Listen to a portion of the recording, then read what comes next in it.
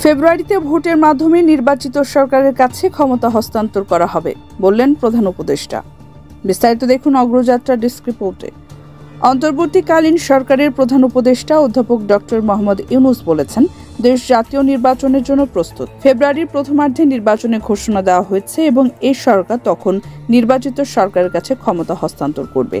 সোমবার দুপুরে কক্সবাজারের হোটেল বেওয়াচে রোহিঙ্গা ইস্যুতে আয়োজিত অংশীজন সংলাপে তিনি এইসব কথা বলেন। প্রফেসর ইউনূস বলেন, আমরা জাতীয় সংসদ নির্বাচনের কথা জানিয়েছিলাম। দেশ এখন স্থিতিশীলতার মধ্য দিয়ে যাচ্ছে। ফেব্রুয়ারির প্রথমার্ধে নির্বাচনের ঘোষণা দেওয়া হয়েছে।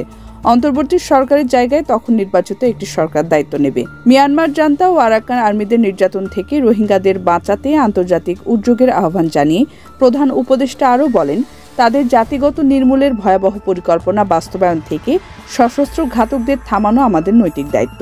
আজ আমরা আশা করি রোহিঙ্গাদের নিজেদের ঘরে ফিরে যাওয়ার একটা সমাধান বের করতে পারবো এখান থেকে, বলেন তিনি। প্রধান উপদেষ্টা বলেন, 2017 সালে এবং তারও আগে থেকে সম্পদ এবং সামর্থ্যের সীমাবদ্ধতা থাকা সত্ত্বেও রোহিঙ্গাদের জীবন বাঁচাতে মানবিক কারণে বাংলাদেশ তার সীমান্ত খুলে দিয়েছিল। রোহিঙ্গাদের জাতিগত নির্মূলের ভয়াবহ পরিকল্পনা বাস্তবায়ন থেকে সশস্ত্র ঘাতকদের থামানো নৈতিক দায়িত্ব।